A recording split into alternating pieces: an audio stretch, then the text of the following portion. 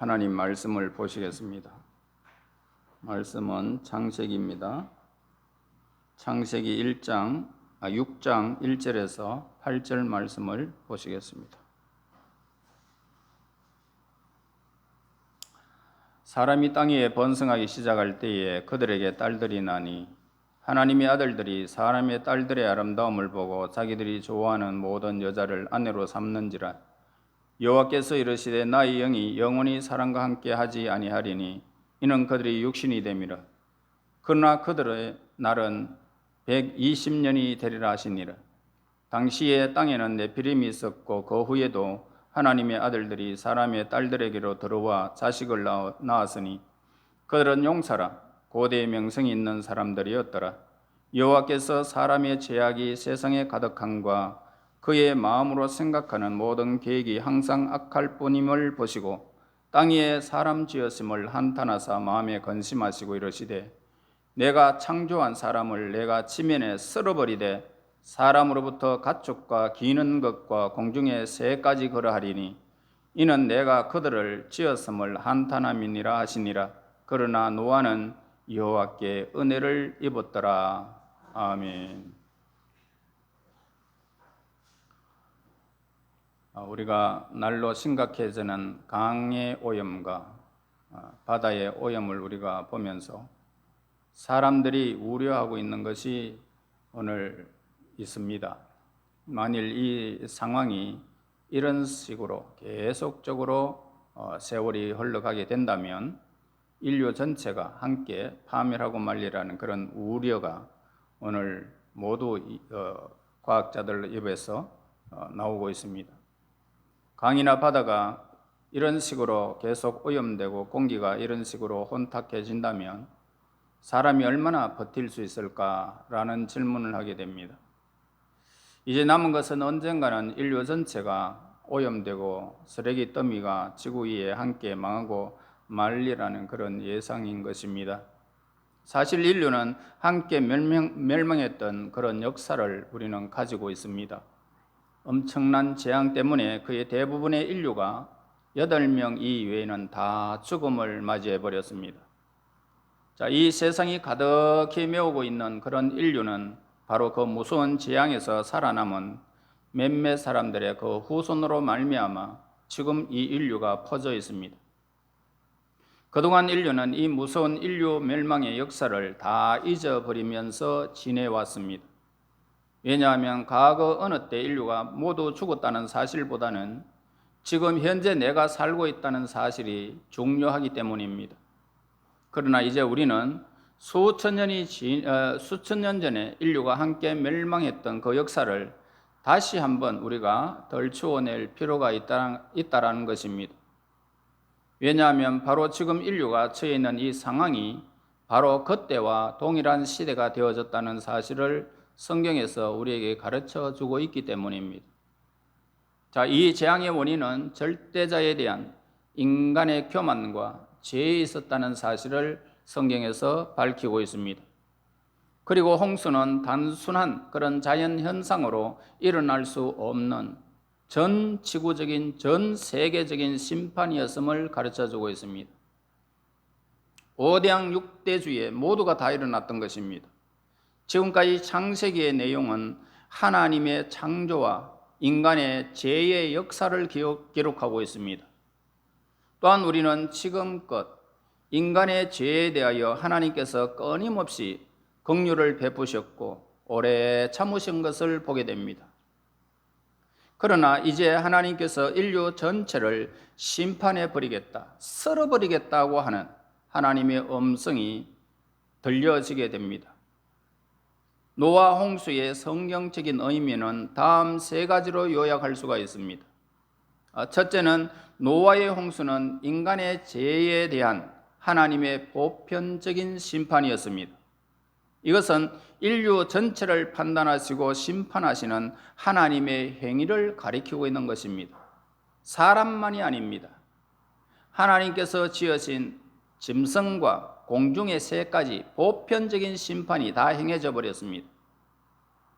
그래서 그 다음에 두 번째로는 하나님께서 이 무서운 진노의 심판 가운데 한 가정을 구원하셨다는 사실을 우리는 주목해야 됩니다. 그 한 가정을 통하여 하나님은 은혜를 베푸셨고 자비와 은혜를 체험한 한 가정의 이야기를 우리는 듣고 있습니다. 자, 이것은 완전히 하나님의 주권적인 선택의 결과였음을 보게 됩니다. 자, 노아가 당대의 의인이었다고 하나님께서 은혜를 베푸신 것은 아닙니다. 하나님의 말씀을 들었고 그는 하나님 앞에 순종의 길을 걸어갔던 거죠. 그럴 때에 하나님은 그에게 은혜를 더하여 주셨다는 말입니다. 그가 욕심이 없었던 것도 아니고 이 땅에서 어떤 사람들과 동일한 것을 다 가지고 있었지만 하나님은 그에게 은혜를 베푸심을 보게 되어집니다. 우리는 이 세상에 동일한 사람 중에 한 사람입니다. 그럼에도 불구하고 하나님께서 우리를 은혜를 베푸셔서 이 자리에 불러주셨다는 사실, 여러분, 이 사실은 너무나도 어마어마한 사건입니다. 하나님은 모든 인간을 다 멸망시키지 않으셨다라는 것을 보게 되는데, 다 멸망해 버렸다면 하나님의 인자하심과 신실하심을 누가 깨달아서 전가하겠습니까? 그래서 하나님께서는 한 가정을 구원하셔서 구원의 기쁨을 맛보게 하시고 하나님의 인자하심과 신실하심을 경험하게 하시고 온전한 찬양을 하나님께 돌리게 하셨던 것입니다. 그러므로 저와 여러분을 선택하고 은혜를 베푸신 것은 하나님께서 여러분들의 입술을 통하여 여러분들의 마음을 통하여 하나님께 영광 돌리기를 원하는 것입니다. 하나님께서는 이 구원의 기본적인 단위가 개인이 아니라 오늘 본문에 보니까 가정임을 보여주고 있습니다. 그래서 하나님께서 이 죄인을 불러내실 때에 개인적으로 불러내십니다. 그러나 구원의 단위는 가정이다 우리에게 가르쳐주고 있죠. 한 가정이 구원을 받았다는 것. 그리고 공동체로 구원을 이루심을 보게 됩니다. 구원은 반드시 교회를 통하여 우리 교회를 통하여 이루어 가신다는 것을 하나님께서 이 노아 홍수를 통하여 우리에게 보여주신 것입니다. 그 다음 세 번째로는 하나님께서 인류를 구원하시되 인간만 구원하신 것이 아님을 가르쳐주고 있어요. 공중의 새와 땅의 육축과 함께 구원하심으로써 하나님의 구원이 단순한 영혼 구원만 아니라 모든 피조물과 자연이 함께 우주적인 사건이라는 것을 우리에게 보여주는 사건입니다. 자, 그래서 이 노아의 홍수는 단순히 과거에 일어났던 한 불행한 사건이 아니라 앞으로 있을 마지막 심판의 모형임을 우리에게 가르쳐주는 중요한 의미를 지니고 있는 것입니다. 성경에서는 불로 심판하게 됩니다. 마지막 불로 심판하는 날이 옵니다.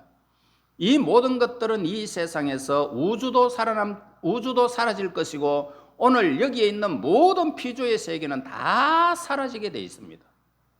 그리고 불로 사른다는 것은 다 사라지는 것입니다.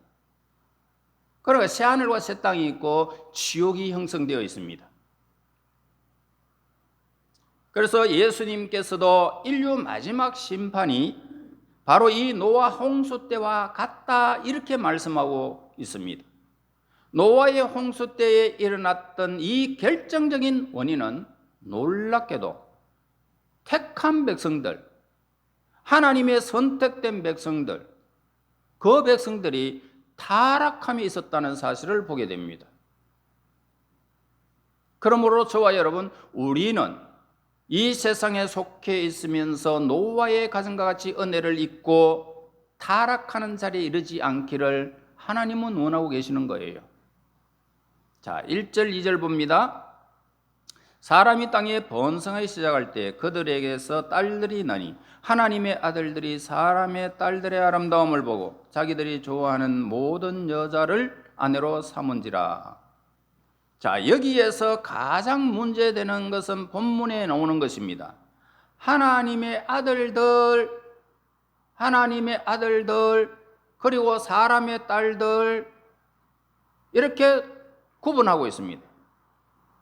과연 그 시대에 어떤 사람을 가리키고 있을까? 지금까지 모세가 창세기에서 말하고 있는 것이 뭘까요? 아담이 범죄한 이후로 모든 인류가 그의 죄된 본성을 가지고 태어났다는 것을 기록하고 있지 않습니까? 그러나 똑같이 죄의 본성을 가지고 태어났을 때에도 불구하고 하나님의 은혜가 그 죄된 본성을 눌러버리고 하나님의 뜻대로 사는 자들이 있었다는 것입니다. 그래서 하나님께서는 뱀의 후손과 여자의 후손이 영원히 원수가 되리라 라고 대조를 이루는 말씀을 하고 계십니다.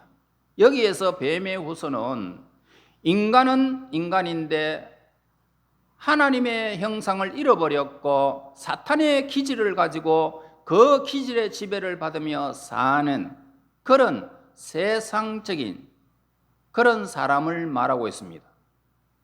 하나님을 모르고 살아가는 사람들.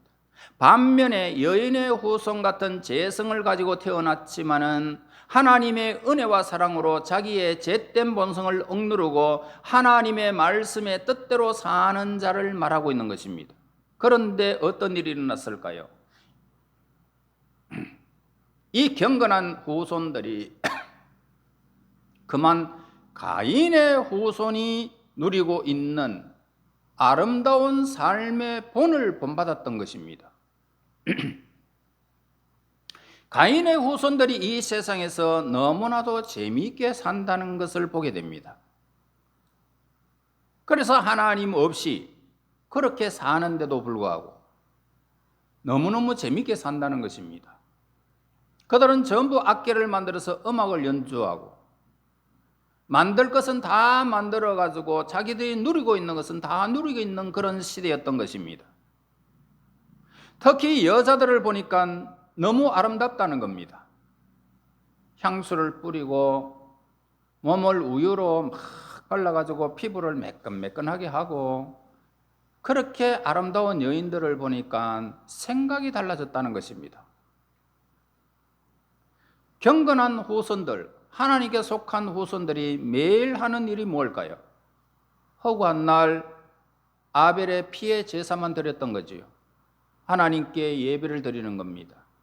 그런데 그렇게 살다가 세상을 보니까 세상에는 별의별 것이 다 있다는 말입니다. 내가 하고 싶은 것, 육체적으로 하고 싶은 게 다 있단 말입니다. 여러분 주위에 그렇죠? 지금 다 있습니다.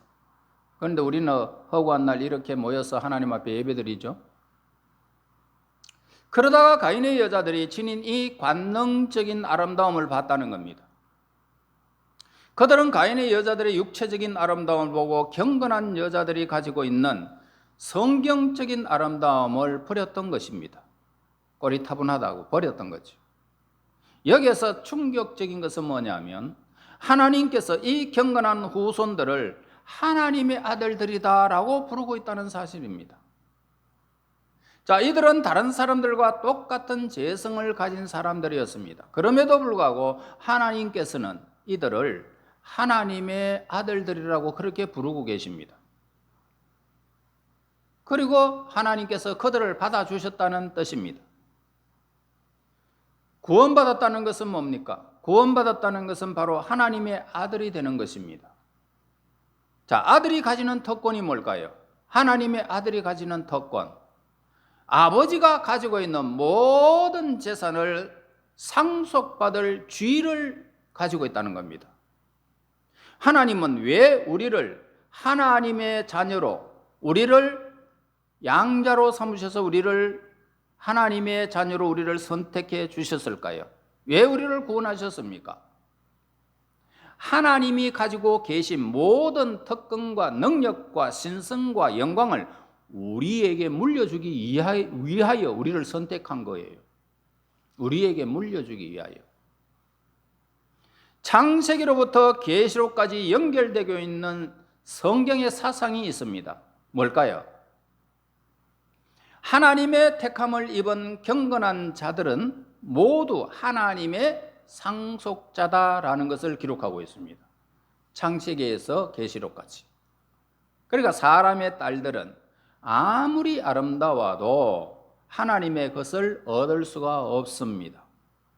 그런데 하나님의 택함 받은 자들은 어떻게 생각했습니까? 보이지 않는 하나님의 나라를 상속받는 것보다는 하나님의 이 약속이 현실보다 재미보다는 못하다는 것을 깨달은 것입니다. 현실이 더 즐겁다는 겁니다. 현실이 더 천국같이 보이더라는 것입니다. 영원한 하나님의 아들로서 특권을 누리는 것이 세상의 아름다운 여자들과 결혼해서 아들, 딸 놓고 재밌게 사는 것이 그들에게는 더 행복해 보였던 것입니다.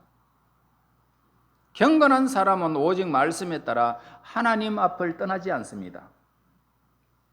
하나님 앞에서 참된 신앙을 지키는 것이 바로 생명이기 때문입니다.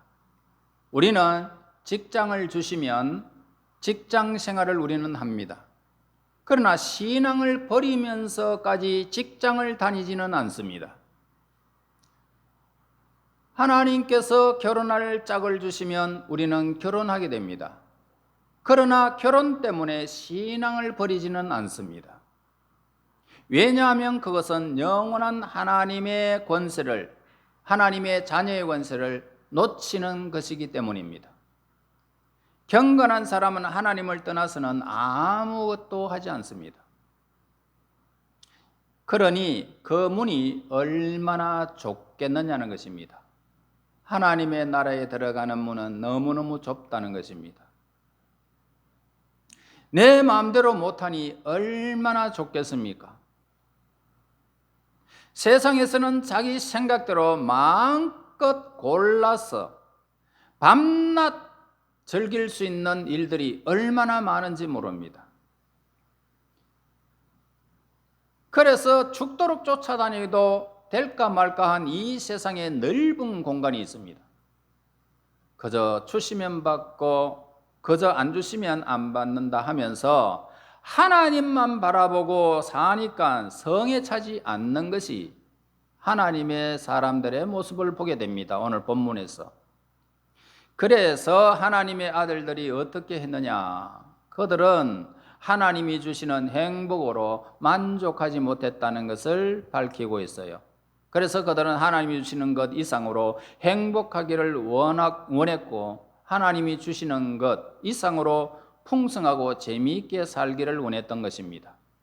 그 결과 에서처럼 하나님의 장자권을, 특권을 완전히 잃어버리고 말았던 것입니다. 노아 당시 살던 경건한 후손들은 아름다운 여인들과 결혼해서 행복하게 사는 것이 하나님이 주시는 복보다 더 중요하다 이렇게 생각한 것입니다. 그래서 그들은 그 딸들과 결혼을 했고 결혼한 이후로는 더 이상 하나님 앞에 제사를 드리지 않고 예배를 드리지 않았다는 것입니다. 이처럼 피의 제사를 포기하자 그들의 마음은 완전히 그냥 세상적으로 그냥 완전히 해방되어 버린 것입니다. 하나님을 떠나가 버리니까 하나님의 영이 떠나가 버리면 악한 영, 세상의 영이 그를 지배해 버립니다. 그러니까 세상에서 자기가 하고 싶은 대로 다 해버립니다. 이제 좁은 길로 안 가도 괜찮고 넓은 길로 막 가는 것입니다. 이처럼 이 제사를 포기하자 그들의 마음은 완전히 해방되어졌죠. 양심에 남아있던 마지막 죄의식이 사라져버렸고 그들은 세상의 모든 것을 다 가지고 재미있게 살 수 있는 방법만 그들에게 있었던 것입니다. 자, 여러분이 세상에서 성공하는데 가장 걸림돌이 무엇일까요? 성공하는데 걸림돌이 뭡니까? 그것은 바로 신앙심이라는 것입니다. 신앙 양심을 가지고 장사하면 성공하기가 참 어렵습니다. 왜 그럴까요?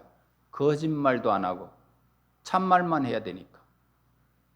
피도 눈물도 없이 돈을 벌어야 돈이 모이지 신앙 양심을 지키면서 장사를 하게 되면 남는 것이 없잖아요. 그저 다른 사람이 남기는 것 그저 10%, 20%, 30%이 정도입니다. 큰 돈이 들어올 리가 없습니다. 그래서 이들의 마지막 죄의식을 포기해버리면 너무너무 자유롭죠. 거짓말도 마음껏 하고 까짓것 막 중국 걸 한국 거라고 속이면서 하면 막 돈이 쑥쑥 들어오지 않습니까? 그렇게 해버리는 거예요. 그러니까 겁 없이 세상의 모든 것을 다 누릴 수 있는 자격이 주어지는 것입니다. 그러나 이들이 알지 못했던 것이 있습니다. 그들은 자신들이 여지껏 누리고 있었던 하나님께 드리는 이 제사가 이 세상을 향한 하나님의 진노를 맡고 있었다는 것을 잊고 있었던 것입니다. 여러분의 예배가 하나님의 진노를 지금 맡고 있다는 것입니다. 누군가 죄를 가지고 하나님 앞에 나가서 예배를 드리는 동안에 하나님께서는 이 세상의 죄에 대해 눈을 감으시고 죄를 덮어주셨던 것입니다. 왜냐하면 그들은 하나님의 아들이요 왕같은 제사장들이기 때문입니다. 여러분이 그렇습니다. 왕같은 제사장. 여러분은 하나님의 자녀. 그래서 세상에 가장 무서운 것이 뭘까요? 하나님의 진노의 심판이 가장 무섭습니다. 자연재해나 전쟁보다 더 무서운 것이 하나님의 재앙입니다. 하나님의 진노의 심판입니다. 그러니까 피해 제사를 드리던 하나님의 아들들이 세상 여자들의 그 육체적인 아름다움을 보게 되어졌고, 그리고 세상이 너무너무 재미있는 것을 깨달았을 때에 그들은 예배를 버렸던 것이죠. 하나님 앞에 예배드리는 것을 포기해버립니다. 그리고 그때부터 하나님의 진노의 심판을 막을 길이 없었습니다. 완전히 사라져버렸죠. 그래서 경건한 자들이 세속적인 여인들과 결혼한 이후 더 이상 예배를 드리지 않게 되자 그로부터 얼마 되지 않아 무서운 심판이 그들에게 임하고 말았던 것입니다. 한 사람도 남지 않고 다 죽었습니다. 노아의 가족 8명 이외에는 다 죽었습니다. 짐승도 날짐승도 다 죽었습니다. 오늘날 우리 믿는 사람들이 예배를 점점 소홀하는 생각을 가지고 있습니다. 그것이 바로 노아 시대에 일어났던 상황과 지금 별반 다를 것이 없습니다. 예배는 남들에게 드리고자 하고 나는 돈 벌러 가고 좀 더 놀자, 좀 더 즐기자 그러면서 세상적으로 그냥 가는 것입니다. 이런 태도가 하나님으로부터 오는 진노를 막지 못한다는 것입니다. 사람이 교만해지면 더 이상 죄에 대하여 드리려고 하지 않습니다. 될 대로 되라 그러면서 삽니다. 왜 우리는 늘 소극적으로 죄만 이야기하고 있느냐? 좀 더 적극적으로 현실적이고 긍정적으로 생각하며 그렇게 우리가 신앙생활을 할 수 있지 않느냐 이렇게 생각합니다. 이럴 때에 인류가 이 위기가 온다 이 말입니다. 왜 하나님께서 예배 중에 나에게 꼭 마음에 막 찔리는 소리를 하고 있을까? 그것이 살아있는 것인데, 그것이 나를 하나님의 진노로 막고 있는 것인데 그것까지 좀 버려라는 겁니다. 복된 말만 좀 해주고 좋은 말만 좀 해달라는 것입니다. 여러분, 질병을 가지고 있는데 그 질병 속의 원인을 찾지 아니하고 몰핀만 주면 어떻게 될까요? 사람은 얼마 안 가서 죽게 됩니다.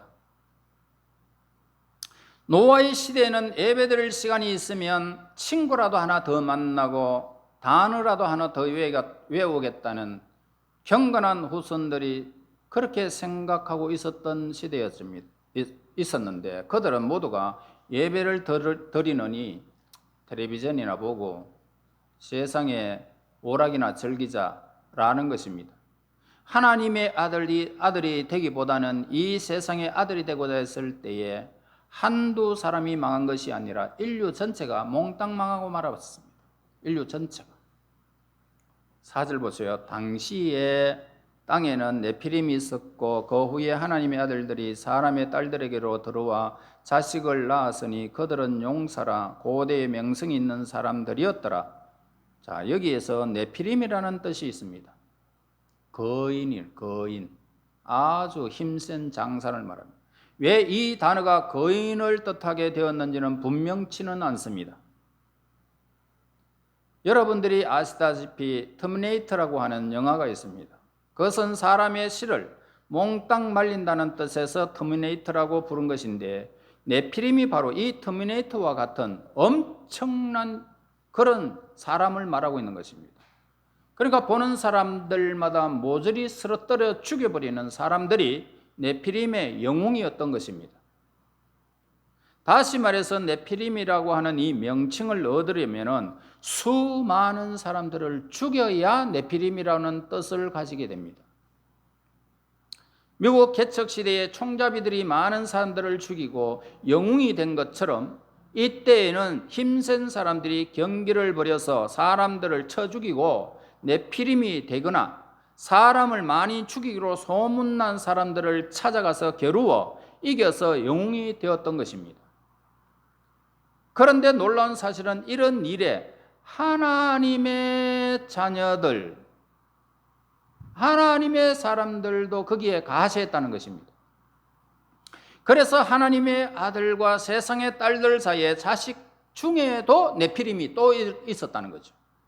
하나님의 아들들과 세상의 딸들과 결혼해서 낳았는데 그 자손들도 네피림이 있었더라. 그들은 고대에 아주 유명한 자가 되었던 거죠. 그러나 그들은 전쟁의 용사가 아니라 유명한 살인광이고 깡패 두목이었던 것입니다. 그래서 하나님께서는 참고 또 참으셨죠. 그러나 인간은 하나님의 오래 참으심과 인자하심을 마음껏 남용하며 완전히 무방비 상태로 그렇게 살고 있었던 겁니다. 주먹이 강한 자만이 살아남을 수 있는 철저한 무정부 시대였던 것입니다. 경건한 자들은 폭력을 사용하지 않았고 하나님의 은혜와 기도로 문제를 해결하고 하지 않았습니다. 오히려 그들은 똑같이 폭력을 쓰며 살았고 세상보다 더 악하게 복수하면서 살아서 그 자손들이 네피림이라고 하는 이런 엄청난 영웅이 된 것입니다. 그래서 우리는 노아 홍수 이전의 사회가 단순히 하나님께 드리는 예배를 버리고 성적으로 타락하기만 한 사회가 아니라 엄청난 살인과 폭력이 만연되어 있는 그런 사회의 현실을 오늘 이 네피림이라고 하는 이 사실을 보면서 깨닫게 됩니다. 자, 3절과 5절과 6절 같이 보겠습니다. 여호와께서 이르시되 나의 영이 영원히 사람과 함께 하지 아니하리니 이는 그들의 육신이 됨이라. 그러나 그들의 날은 120년이 되리라 하시니라. 여호와께서 사람의 죄악이 세상에 가득함과 그의 마음에 생각하는 모든 계획이 항상 악할 뿐임을 보시고 땅에 있는 사람 지으심을 한탄하사 마음에 근심하시고. 자, 우리는 여기서 성경의 다른 어느 곳에서도 찾아볼 수 없을 정도로 극심한 하나님의 거부감과 분노를 발견할 수가 있습니다. 지금까지 하나님께서 원하신 것이 뭘까요? 비록 인간들이 죄를 지었지만은 그들과 함께 계시면서 하나님의 은혜를 날마다 누리며 교제하는 그런 삶을 하나님과 함께 살았던 것을 원했던 것입니다. 그러나 하나님은 그들이 육체이며 생각이나 계획이 항상 악하다라는 것을 확인했던 것입니다. 사람이 육신이 됐다. 육신이 되는 건 무슨 말입니까? 자, 이것은 인간 육체 때문에 어쩔 수 없이 정욕적인 삶을 살 수밖에 없었다는 그런 뜻입니다. 육신의 욕심을 따라 사는 사람을 말합니다. 예수님께서 마음은 원이로되 육신이 약하도다 라고 지적하셨어요. 우리는 나는 절제하는 생활을 해야 하는데 이제 많이 먹지 말아야지, 그렇게 우리는 마음에 다짐을 합니다. 그러나 밥을 보면 일단 정신없이 먹어버립니다. 너무 많이 먹어버렸네, 할 수 없다, 내일부터 또 적게 먹어야지. 그렇지만 우리는 우리 말대로 하지 못하고 육신의 욕심대로 자꾸 이끌리는 것이 인간인 것입니다. 또 사람들은 마음속에 있는 성적인 욕망을 억제하려고 노력하지만은 잘 안 되는 거예요. 몸을 가지고 있는 이상 안 먹을 수 없고 안 잘 수 없고 좋은 옷을 입지 않을 수가 없고 성욕이 안 생길 수가 없는 것입니다. 육체의 욕구가 끊임없이 우리를 지배한다는 것입니다. 그런데 하나님의 신이 무슨 일을 하십니까? 우리의 육체적인 욕망을 억제하고 이 몸을 바르게 사용하시는 것입니다. 하나님이 우리를 자꾸만 억제시키죠. 육체적인 욕망을 조절해서 하나님의 뜻대로 살게 하는 것이 바로 성령 하나님이 하시는 역할인 것입니다. 자꾸 절제하게 만듭니다. 그러나 하나님의 신이 더 이상 그들과 함께 하지 않겠다라고 합니다. 절제하는 수준을 이제는 더 이상 나는 너희들과 함께 하지 않겠다. 성령의 뜻에 복종하고자 하는 이들이 없었기 때문에 그렇게 오늘 하나님이 말씀하신 것입니다. 여러분, 사람들은 철저하게 타락한 본성에 따라서 움직였기 때문에 하나님이 아무리 말씀하셔도 듣지 않았고 아무도 하나님 말씀에 따라서 자신의 삶을 바꾸려 하지 않았던 것입니다. 성령의 말씀으로 우리의 삶을 바꾸려고 하는데도 바꾸는 사람이 아무도 없었던 거죠. 그냥 자기가 하고 싶은 대로 해버린 것입니다. 여러분, 말씀이 여러분들에게 임할 때에 그 말씀을 여러분들이 받아야 됩니다. 순종해야 됩니다. 그렇지 아니하면 하나님이 떠나버리면 여러분들은 그냥 이 세상과 휩쓸려 나가버립니다. 하나님께서는 단순히 이들이 육체의 욕망을 느꼈기 때문에 심판하시겠다라고 한 것은 아니었습니다. 인간에게는 어떻습니까? 한계가 있죠. 그러나 성령께서 역사하시고 말씀하심에도 불구하고 끝까지 불순종하게 되면 하나님은 성령을 그에게 거두어 가버리십니다. 떠나가 버리십니다. 홍수가 일어난 데 있어서는 두 가지 원인이 있어요. 첫째는 어느 누구도 하나님 앞에서 인간의 죄를 가려줄 수 있는 제사를 드리는 그런 역사를 이루지 않았다는 겁니다.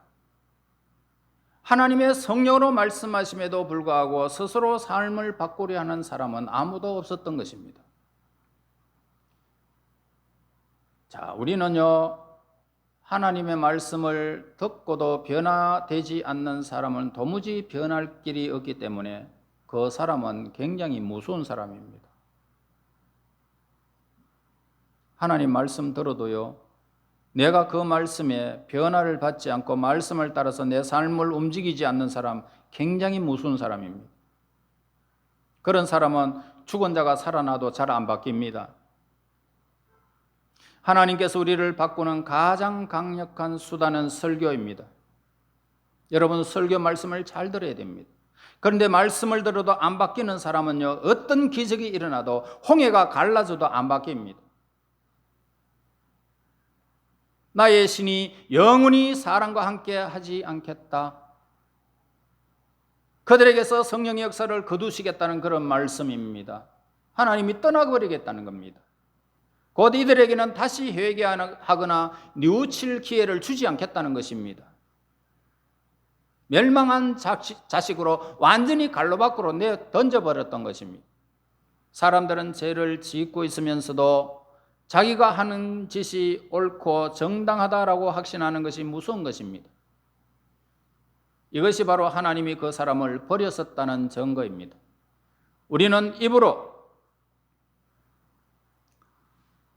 먹는 음식 덕분에 우리는 사는 것이 아닙니다. 날마다 하나님이 신이 우리를 감동시켜 주셔서 우리의 잘못을 뉘우치고 하나님의 뜻을 밝혀주심으로 사는 것입니다. 여러분, 자기 자신을 의지해서는 안 됩니다. 예수 그리스도 십자가 이외에는 아무것도 우리는 자랑할 수가 없는 것입니다. 자랑했어도 안 됩니다. 자신을 하나님 앞에서 철저히 낮추셔야 합니다. 그래야 말씀에 순종할 수가 있습니다. 이것만이 우리가 살 수 있는 유일한 길인 것입니다. 하나님께서는 사람의 연수를 오늘 본문에서 120년으로 정해버렸습니다. 지금부터 홍수 멸망까지 남은 시간은 120년이었습니다. 하나님의 시계는 계속 진행되고 있습니다. 그러나 사람들은 그 계획을 모르고 있었던 것입니다. 그래서 하나님은 인간의 연수를 정해버렸죠. 그리고 120년, 너희가 지금 이 세상에서 그렇게 마음대로 살아도 120년 더 이상은 못 산다. 그래서 정하신 기간이 차면은 모든 역사가 중단될 것이라는 것입니다. 120년 동안 너희들이 지금 살고 있지만 지금 태어났기나 500살이 됐기나 300살이 됐기나 내가 너희들을 120년 동안 여유를 주겠다는 겁니다. 하나님의 신이 떠나자 120년이 지나도록 아무도 회개하고 돌아오는 사람들이 없었습니다. 120년 동안 기회를 줬는데도 아무도 하나님께 돌아오는 사람이 없었습니다. 예수님은 세상 마지막 때가 노아의 때와 같을 것이라고 말씀하셨습니다. 마태복음 24장 38절 39절에서 말합니다. 홍수전에 노아가 방주에 들어가던 날까지 사람들이 먹고 마시고 장가들고 시집가고 있으면서 홍수가 나서 그들을 다 멸하기까지 깨달지 못하였으니 인자의 임함도 이와 같으리라. 장가들고 시집가고라는 것이 아주 강조되어 있습니다. 왜 그럴까요? 사람들은 모든 돈을 결혼에 다 씁니다. 예쁜 드레스 입고 비싼 목걸이 하고 비싼 음식 먹고 그 다음에 어떻게 하면은 편하고 잘 먹고 잘 살까 그 생각뿐입니다. 노아의 홍수는 최종적으로 임할 하나님의 보편적인 심판의 모형을 우리에게 가르쳐 줍니다. 언제 이런 일이 일어날까요? 하나님의 백성들이 더 이상 하나님 앞에 우리의 죄를 가릴 수 있는 예수 그리스도의 보배로운 피의 제사를 드리기 싫어할 때입니다. 마음이 교만해져서 예배가 고상한 나의 자랑이 되고 하나의 무대처럼 될 때 예배는 짧게 우리의 여가 시간은 길게 그렇게 될 때에 바로 그때가 보편적인 심판이 임할 때라는 것입니다. 택한 백성이 있어야 할 곳이 어디일까요? 우리는 하나님의 은혜를 입은 사람들입니다. 여러분들은 교회에 있어야 됩니다. 우리는 이곳이 내 자리를 꼭 지켜야 되고 수많은 노아와 8가족을 우리 가족 여러분 이곳에 방주에 지금 여러분들이 계속 데리고 와야 하는 것입니다. 집에서 식구들이 교회 가지 말고 공부나 하라 할 때에도 내가 교회 가야 엄마 아빠가 산다는 것을 우리는 기억하는 것입니다. 우리는요 아벨의 피제사를 드려가야 됩니다. 여러분 실력을 말씀보다 더 우대하는 사회는 네피림이 설치하는 사회가 되어지는 것입니다. 여러분들이 성공했다고 여러분들이 구원받는 것이 아닙니다. 잘 되는 것이 아닙니다. 어느 순간 하나님께서 여러분들의 시간을 다 줬는데 그 시간까지 여러분들의 그 삶을 회개하지 않으면 하나님은 다 버리시는 것입니다. 인간은 형제와 자매입니다. 영웅이 만들어지면 다른 사람은 다 바보가 되어야 됩니다. 여러분 우리는 형제 자매이지 절대로 영웅 숭배하는 자들이 결코 아닙니다. 믿는 자가 참된 제사장의 역할을 감당하는 것이 자신과 주위 사람들을 살리는 일입니다. 여러분 우리 육체를 쳐서 성령께 복종해야 할 것입니다. 우리의 몸을 진주처럼 아름답게 여겨야 한다 이 말입니다. 우리의 몸은 하나님의 것입니다. 내가 원하는 대로 사는 것이 아니라 하나님이 원하는 대로 사는 것이 우리의 몸입니다. 오직 성령의 역사에 우리의 몸을 늘 맡기셔야 합니다. 오직 성령을 의지하시기 바랍니다. 이것만 우리가 살 길이고 우리 주위의 모든 심판을 면하는 하나님의 일들임을 우리는 보게 되어졌습니다. 저와 여러분 이 땅 위에 네피림의 후손이 아무리 영웅이 되어지지만 그걸 따라가지 마시고 성공 이주가 아니라 하나님 앞에 예배드리는 즐거움 이것이 사라지면 오늘 우리의 모든 삶은 다 망가지는 것입니다. 여러분 이 땅에서 성공자보다는 오늘 하나님께 온전한 예배를 드리는 하나님의 사람이 되어 영원한 나라의 하나님의 기업을 물려받는 상속자들이 되시기를 예수님 이름으로 축원합니다. 하나님 감사합니다. 우리의 허물을 보지 아니하시고 예수 그리스도의 보배로운 피의 제사를 우리에게 허락하사 이렇게 하나님 앞에 예배드리는 즐거움을 누리게 됨을 감사합니다. 우리가 있어야 할 곳이 어디인 줄을 분명히 깨닫게 하여 주시고 세상 속에 휩쓸려서 그 즐거움에 만끽하는 어리석은 자들이 되지 않게 하시고 늘 구별되어 하나님의 거룩한 제사를 드리며 하나님의 백성으로서 좁은 길로 걸어가 우리 하나님의 거룩한 영광에 이르는 그날까지 온전한 신실한 하나님의 백성들 되게 인도하옵소서. 유일한 하나님이 정하신 길을 저희들이 온전히 걸어갈 수 있는 하나님의 사람들 되게 도우시기를 원하오며 예수님 이름으로 기도하옵나이다. 아멘.